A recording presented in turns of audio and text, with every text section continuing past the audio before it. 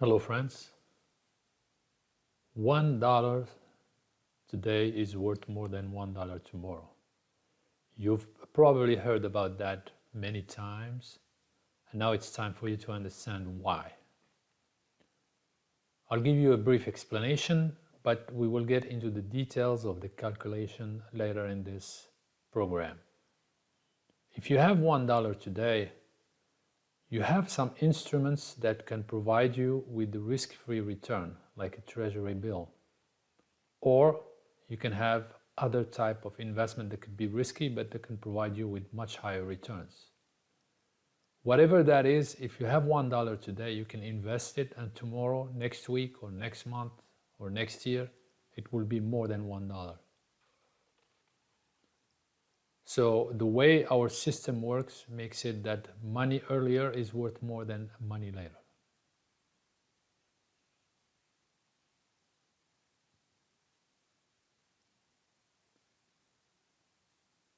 We will talk about compounding and discounting. When you say compounding, you are actually looking forward to the future. For example, I have a certain amount of money now, and I'm wondering how much it will become in the future. Let's say if I deposit it in a saving account, or if I buy a treasury security, and I'm wondering how much it will become in 3 months, or 6 months, or 9 months, or a year, and so on. So I'm doing compounding in that case. When I'm doing discounting, I'm looking back to the past. For example, let's say I want to have $100,000 10 years from now so I can pay for my kids' education. In that case, how much money do I need to deposit today in a saving account so that I can have $100,000 10 years from now? This is discounting. I'm looking back to the past. I know what I want to have in the future, and I look for how much I need to deposit today. So compounding is looking to the future, and discounting is looking back to the past. So as I just said, $1 today is worth more than $1 in the future. This is because you have an opportunity cost. An opportunity cost simply meaning the return that you would get if you actually chose the best alternative or the next best alternative. For example, if I put $1 under my pillow for 1 year, where my opportunity cost is the return I could get by investing it for that year.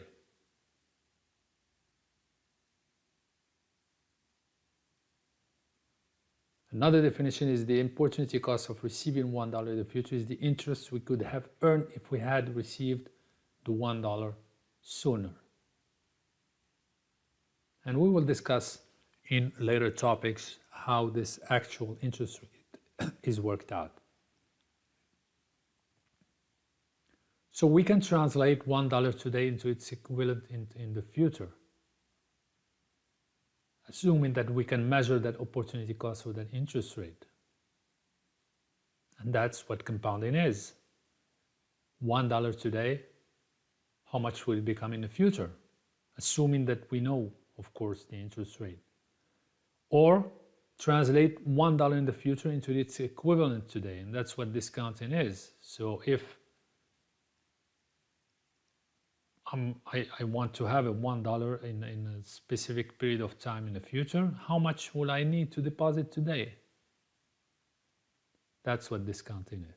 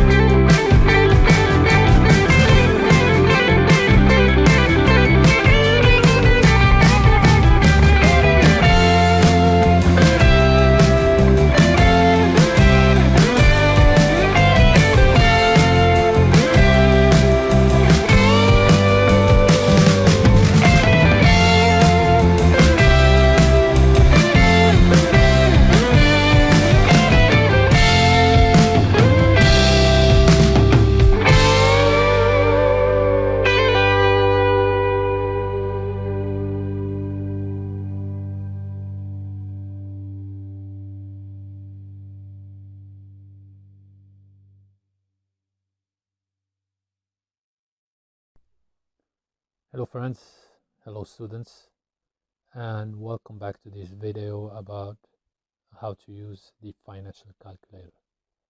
Now, the most popular calculator used by universities and finance classes all over the world is the Texas Instrument BA2+, and you should see that name on your screen. Again, it's the Texas Instrument BA2+. There is the regular version and there is the professional version. And as far as we're concerned here, it doesn't matter which one you have, professional or the regular.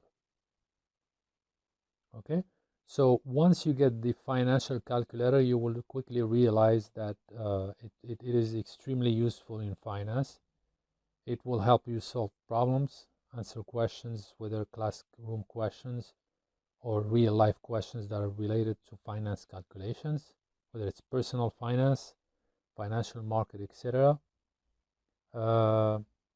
And it is quite easy to use anyways. Now, the reason I'm using financial calculator here is because I assume that most of you will be able to have access to it, and most of the students will be able or will be required in the classroom to actually have this financial calculator. There are other brands, but this one is one of the most popular. So let's start. Once you get the calculator, you turn it on. You should see a screen exactly like this, right?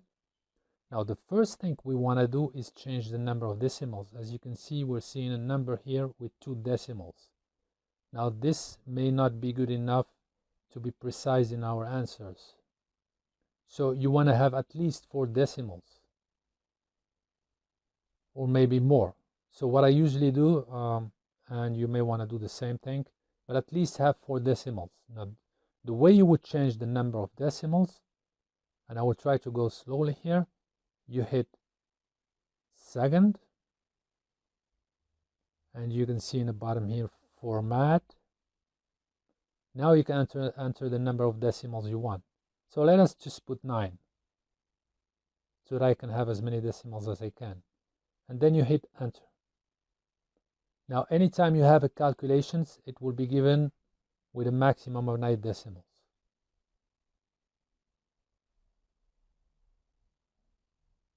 All right. Here is an example. If I take, let's say, 1, I divided by 9, you can see that I get a number with plenty of decimals.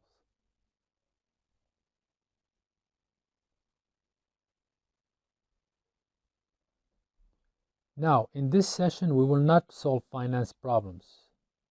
We will do that at the end of the lectures, and we will discuss the calculator solution during the lectures. But I will show you the key elements of the calculators, of this financial calculator, that you need to know. Now, the most important part of this calculator, that the thing that will be useful to us, is the third row. The third row, that where you see the N, the IY, the PV, present value, the payment, and the future value. So again, the N will refer to the number of periods, whether it's in weeks or months or years or whatever. So N is the number of periods per year. The IY is the interest rate per year. The present value is the value of some kind of investment or some kind of cash flows at the current time. A payment is a cash flow that is recurring, that happens frequently in equal interval of time. And the future value is the value of some kind of investment or cash flow at a future date. Okay? Now, the way you enter these numbers is very simple. So let's say, for example, I want N to be 6. Let's say I have a problem where I have 6 periods. All I have to do is hit 6, right? And then N. And then I'm set. The calculator knows that the number of periods is 6. Let's say I want the interest rate to be 10%, for example. If I want it to be 10%, I will enter just 10. The calculator will know it's 10, it's percent, right? So I will write 10 and then the interest per year. Here you go, it knows it. If I want the present value to be a certain value, let's say 900, I want this to be present value. So I will do 900, then present value. If I want the payment to be a certain number, let's say I want it to be a negative number.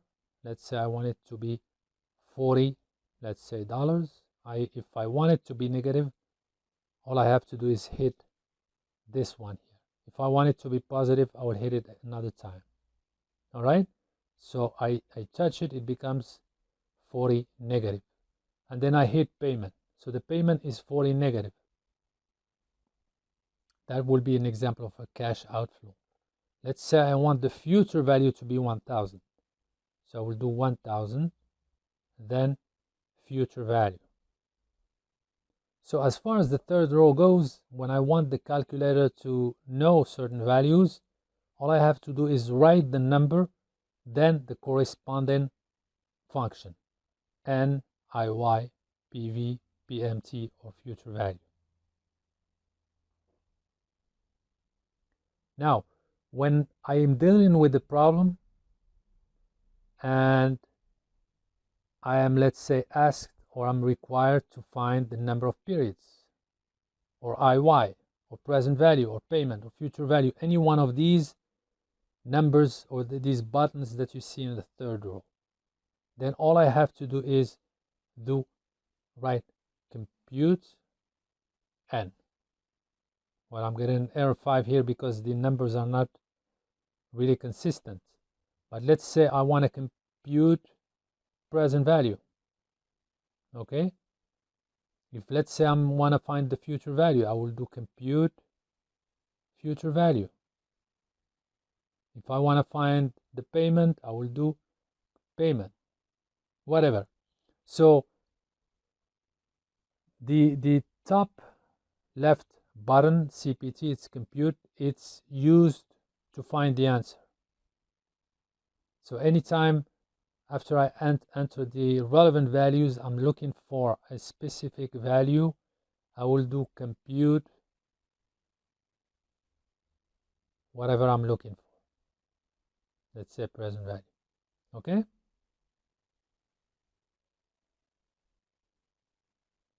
Now, one very important aspect of this is that anytime you're finished dealing with a situation or a problem, you want to clear your calculator. That means you want to put everything back to zero. How do you do that? You do second here and then clear time value of money. Again, second, clear time value of money. That will clear all values in my third row. They will be all put back to zero. If you want to check on that, you hit recall N. You can see that now it's back to zero. Recall IY. You can see that it's back to zero now. Recall present value. It's zero. Recall payment. It's zero. And then recall future value. And as you can see, it's back to zero. Okay? So pick up the good habit of clearing your calculator each time that you're finished with the problem. That's safe.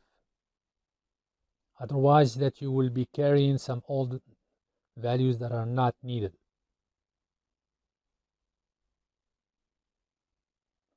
All right. Another important variable that you will be using a lot is the number of periods per year. It's that yellow little writing that you see here on top of IY. So if I hit second PY, it just tells me how many periods per year I have.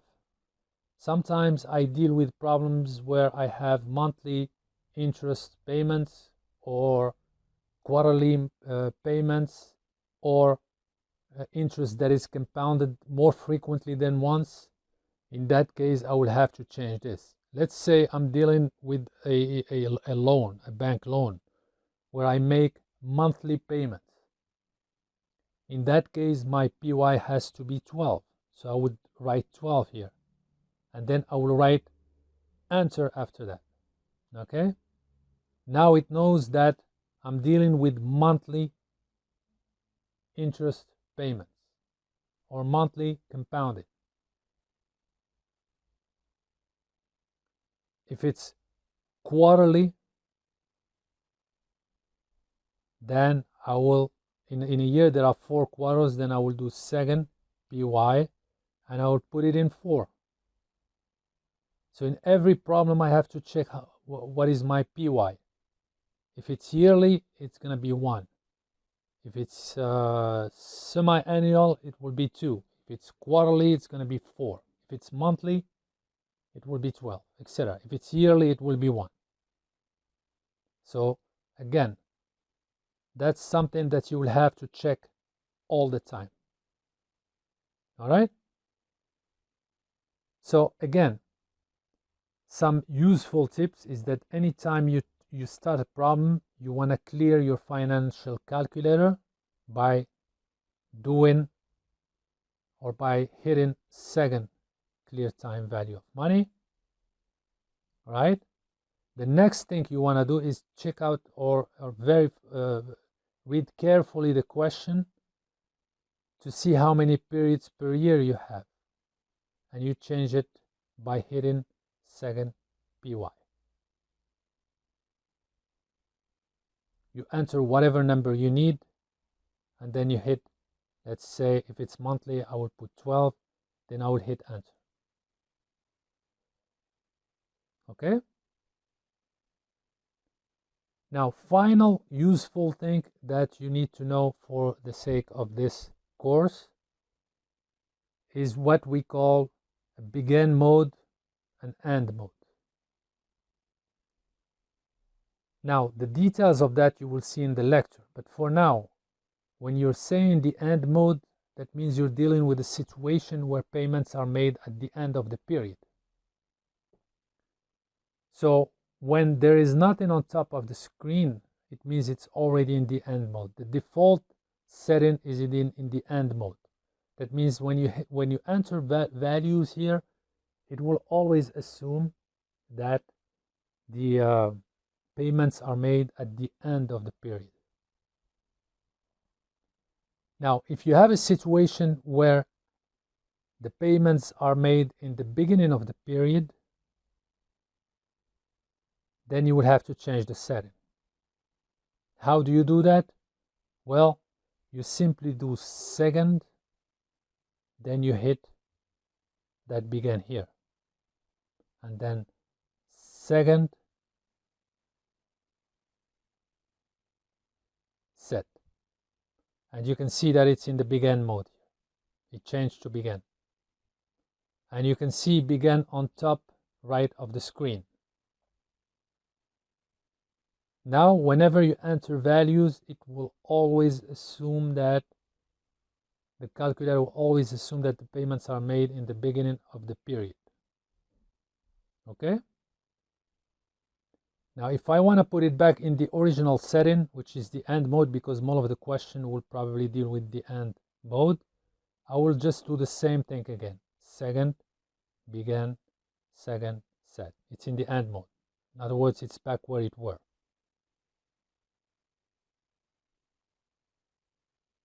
Now, this calculator has so many other functions. And in other courses that you will find right here, I will show you some other functions of this calculator for the sake of these other courses. But as far as this course is concerned, I have shown you all the buttons that you can press.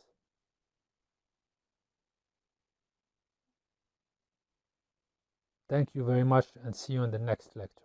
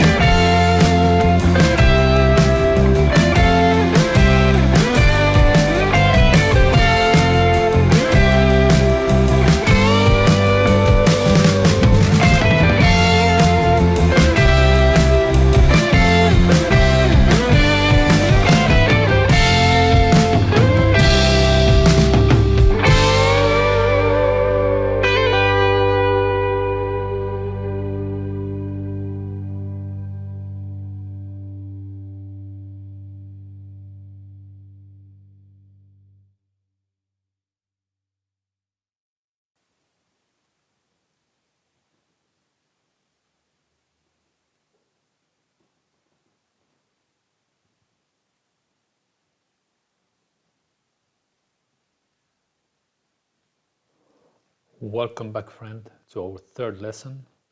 After the introduction and after an initiation to a financial calculator, let us get into the heart of the matter and discuss our very first topic, which is the future value of a single sum. That is, we will be doing compounding. We want to work out how much an amount can become in a future date given a certain amount that we have now and given an opportunity cost. Let's say you deposit $100 in an account that earns you 6%. How much would you have in that account after 1 year?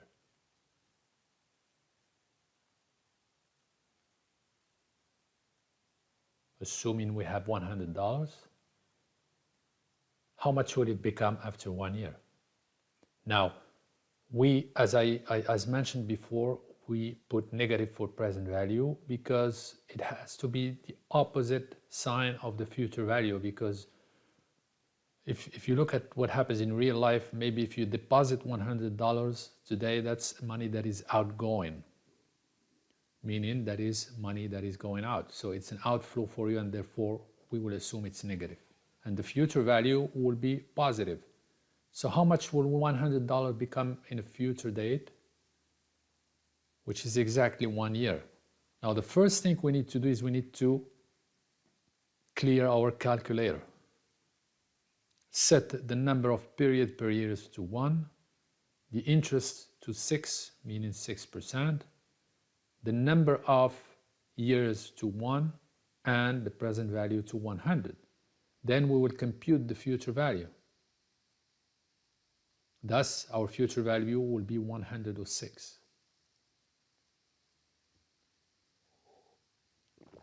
So $100 will become 106 at a future date. We can also use a formula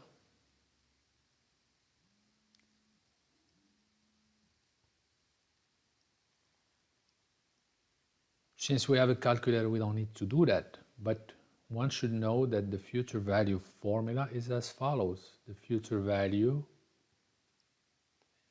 is actually equal to the present value, okay, times 1 plus the interest rate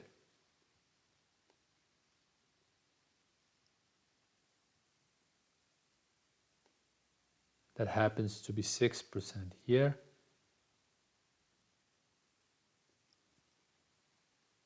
so if we're a fan of formulas and we want to find the same result, all we have to do is calculate using this formula. So therefore it will be the present value, which will be 100, right? So if I want to plug the numbers, it will simply become, let me write it down here, it will become 100, excuse my beautiful writing, times 1 plus 6%, and here it has to be written in decimals, and of course I would have to raise it to the power 1 because I have 1 year. So this is for 1 year, and this is for the interest rate, which is 6%. Now it's of course easier to use a calculator, but we will get exactly the same result, which is 106. Okay?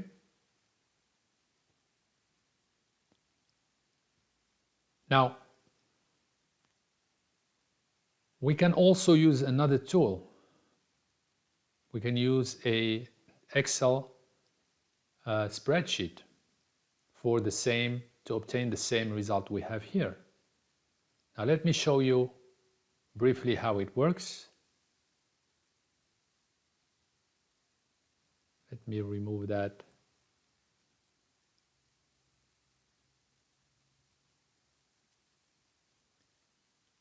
Laser.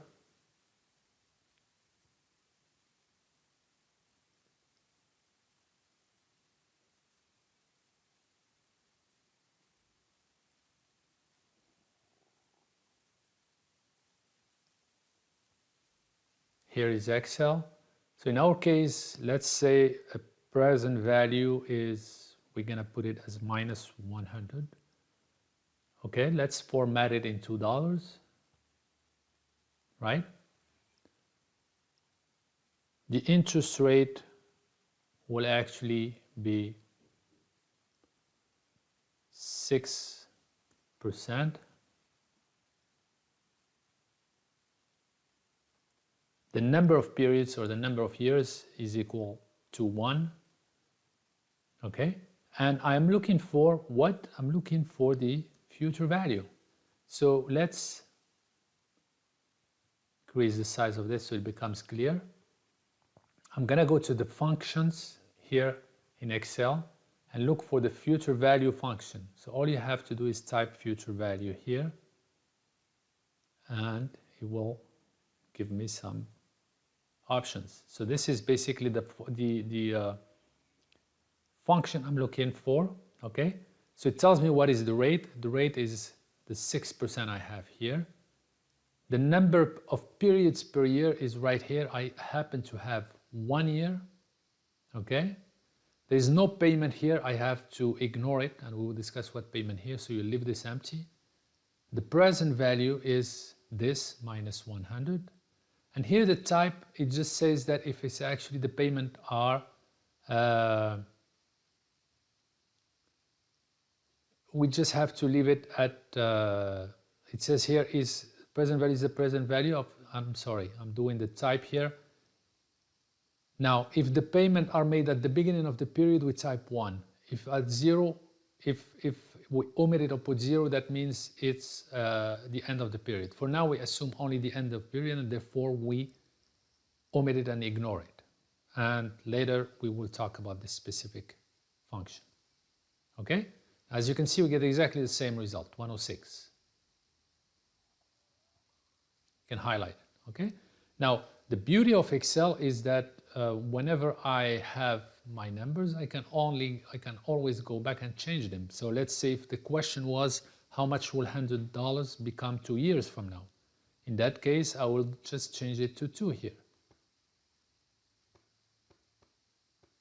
Change this number to 2. And here you go. So after 2 years, it becomes this. If I wanted to do 10 years, here you go. Okay? If let's say I want to change the interest rate to 10%, what if you can earn 10%? Here is the future value. So $100 after 10 years, assuming you get 10% a year, becomes $259. Okay? Now let's go back to where we were. This is how you work out Excel. So I showed you basically how to do it with the calculator, how to do it with Excel and with the financial calculator. So I can assume that most schools will allow you to use Excel now, or at least the financial calculator, so you don't have really to use the formula. But if you want to, I've given you the formula. If you deposit $100 in an account earning 6%, how much would you have in the account after 5 years? So this is, we basically have the same numbers, except that we increase the number of years to 5. Okay? So 100 after 5 years.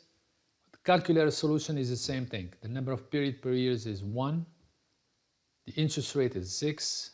And then the end changes here to 5 because we have 5 years. Okay? Present value is minus 100. And the future value is 133.82.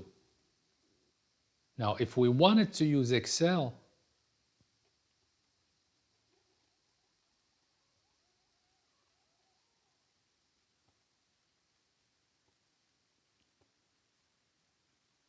$100%, 6%, 5 years, here you go. This is the answer we got with the financial calculator, 133.82. So I'm inviting you to actually pause the video every now and then so that you can work out the numbers yourself.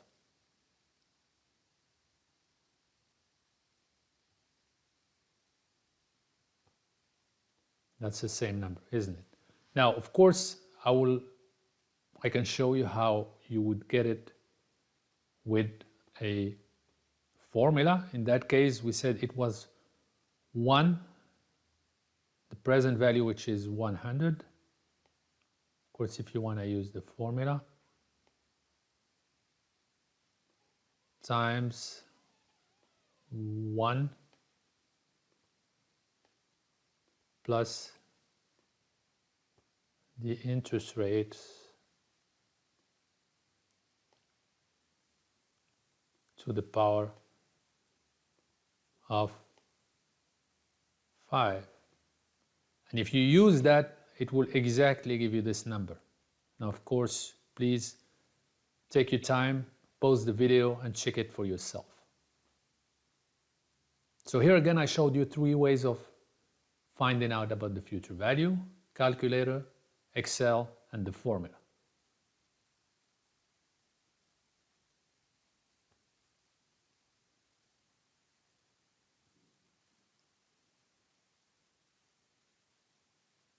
And this is our answer again.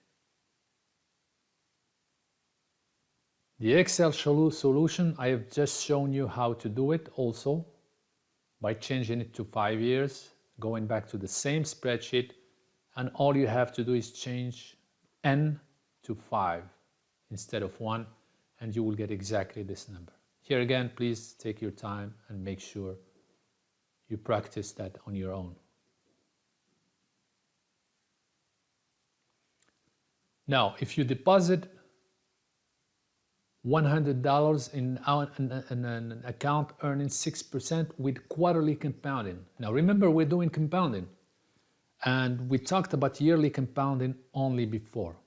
Okay, now we will talk about quarterly compounding. Now, how much would you have in the account after 5 years? So here it gets a little bit tricky.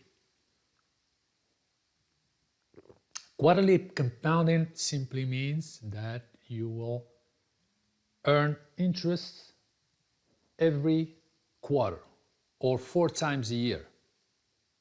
Okay, a quarter is 3 months, and in 1 year you have 4 quarters.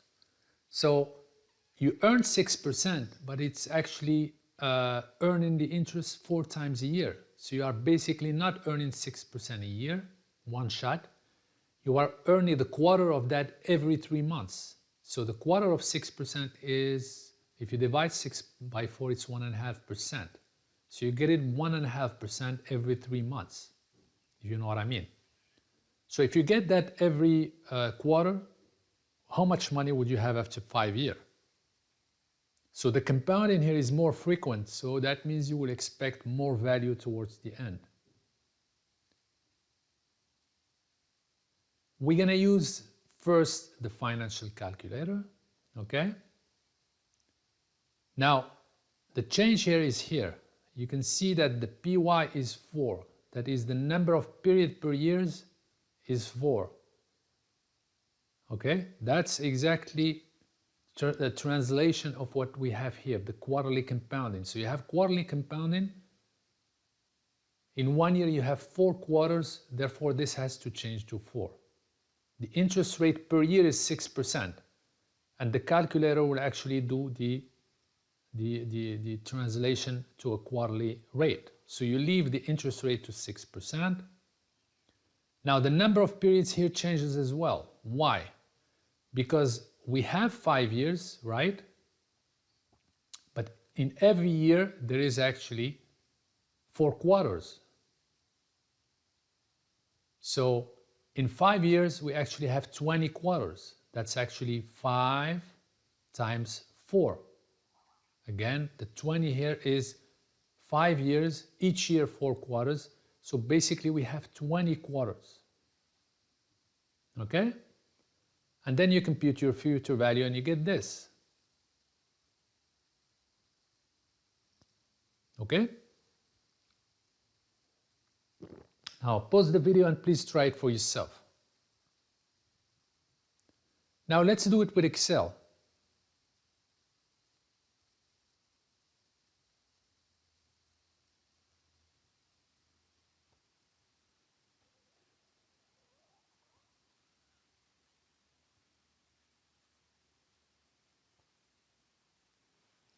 Now here is the trick. Now here is what I'm gonna do.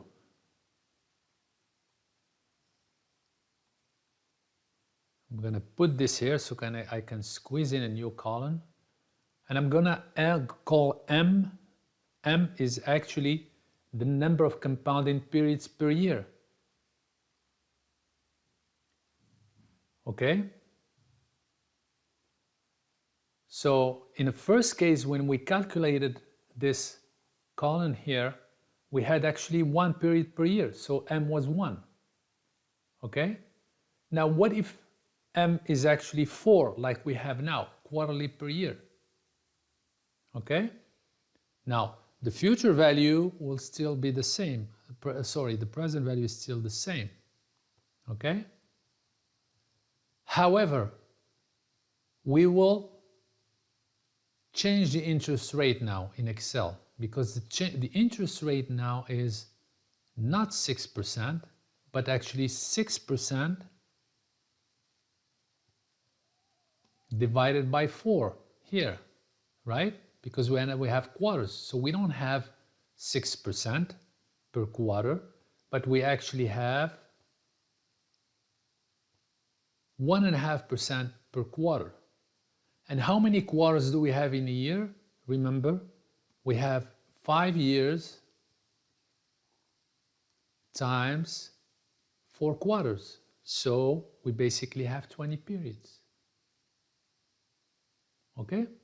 So that changes everything. When we do quarterly compounding, that means we're talking about periods of a quarter. That's the interest rate becomes 1.5%, that's 6 divided by 4. And the number of periods is not 5 years, but it's actually 5 years, but it's translated to 20 quarters, right? Now, all we have to do is copy the formula here and paste it here. That's the beauty of Excel. And we get this. Okay? So the answer is exactly what we had before, or what we just saw with the calculator.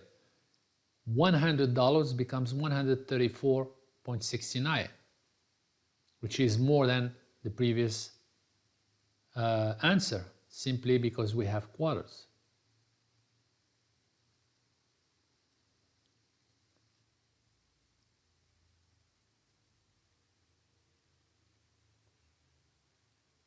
Same answer as we found out with the calculator. Now, if you want to do it, please again pause your video and check that for yourself. But if you want to do it with if you want to do it with a calculator, or with the formula, then the future value will be as follows. It will be the present value, right? Here again, you don't have to use the formula, simply because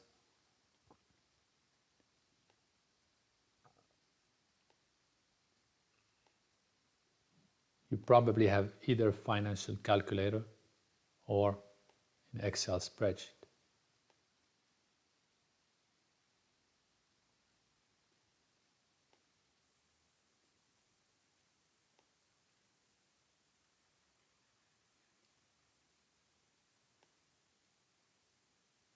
Okay? This is your formula when you have frequent compounding. In our case, we have quarterly compounding. So all you have to do is plug the number. The present value is the 100 here, of course, with a positive sign, not a negative sign. The interest rate is the 6% we have here. That has to be translated into decimals, which means 0.06. The M is the number of quarters per year, and that actually happens to be 4 here, right? And then again here M is 4, right? Let me fix that 4 here. It looks like a strange 4. And then N is 5.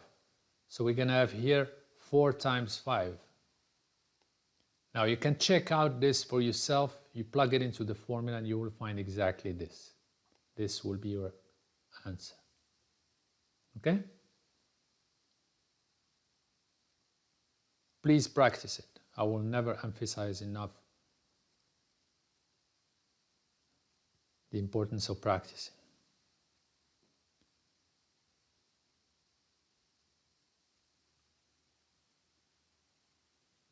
Now, if you deposit $100 in an account earning 6% with monthly compounding, how much would you have in the account after 5 years? Now, we still have the same data, except that now we have the monthly compounding. We don't have quarterly, but monthly. So we have to figure out how many months we have a year. We don't actually need to do that. We already know that. We have 12 months per year. So the M is actually going to be 12 here. So I have 5 years with monthly compounding. That means I will have 5 times 12 periods in 5 years. That will be 60. And my interest rate will be the monthly, and therefore I will have to take that 6 and divide it by 12, especially when I use the formula or Excel. So here again, if I put it in the timeline, I have 60 periods, right? And I want to know how much will be the future value of $100. In a financial calculator, it is very important that first you clear it. Always clear your calculator before you start a new operation. My PY is 12 here, so I have 12 periods per year. My interest rate is 6%. Once you put the PY equal 12, all you have to do is keep the I into 6%. And the calculator will translate it into a monthly rate. It knows how to do that. It's already pre-programmed that way. Okay? The number of periods is 60. Remember, 60 is the 5 times 12 months. And my present value, make sure it's negative, and I get this, 134.89.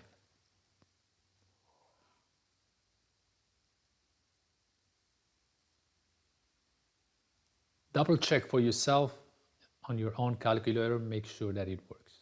Okay?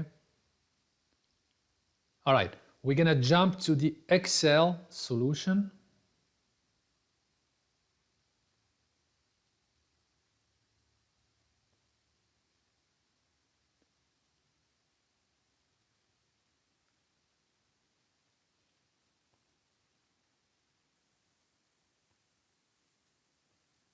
Are we going to do the same thing? My M is 12 this time. Okay? So I'm going to keep the same present value, right? My interest rate this time is this, it's equal to this divided by 12. Which I have to increase the number of decimals so it becomes clear, which is 0.50%. This time I have how many periods? Well, I have 5 years times the number of months per year. That gives me 60. And I'm going to copy the formula here and paste it here. That's 134.89, exactly what we had with the calculator. Okay? Simple, isn't it? Simple, but requires a lot of practice. Now, I'm going to show you again how to do it with a formula. The future value will using the previous formula will simply be the present value, which happens to be, now you notice that in the formula we don't put in a negative number. We don't need to do that.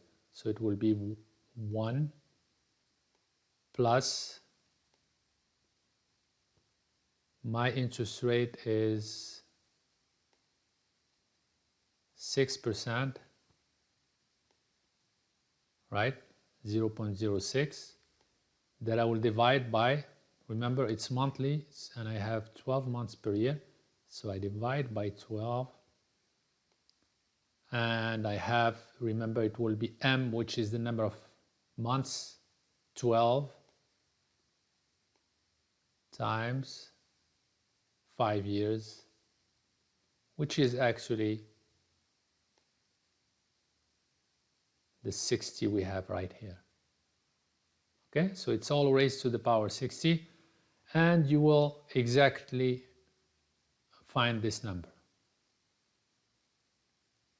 Okay? Now again, pause the video and double check for yourself using the formula, the Excel solution, and the calculator solution. Now,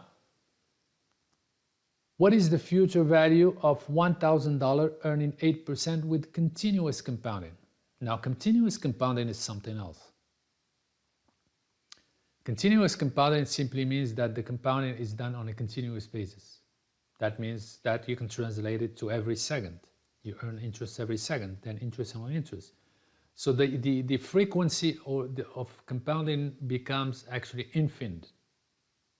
Okay?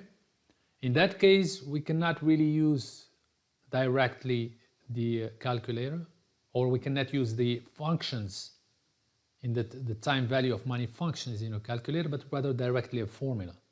So whenever you have continuous compounding, you have no other choice but to go to the formula. Okay? So $1,000, how much would it become in 100 years from now, assuming that we have continuous compounding? This is the formula that you actually have to use.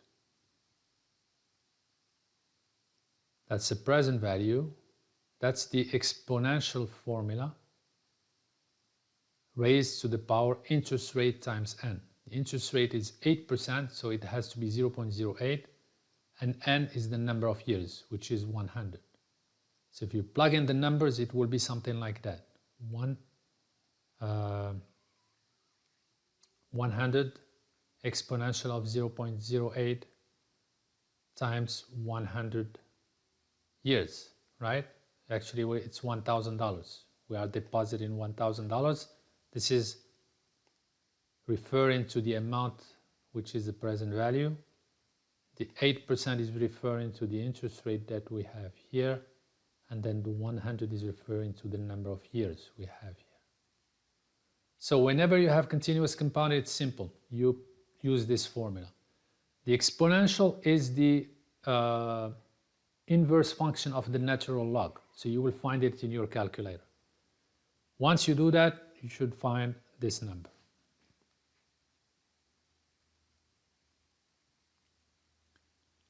Now, what is this number? This is a huge number.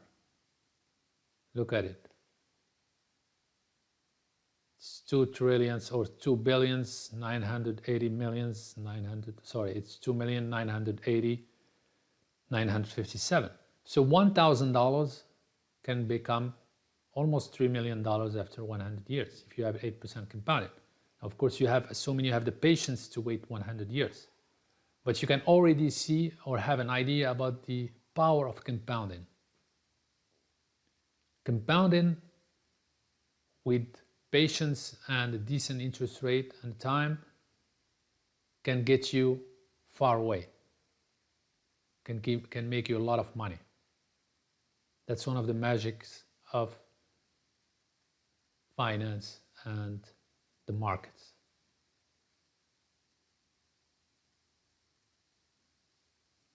Okay, next topic will be present value of a single sum. See you later.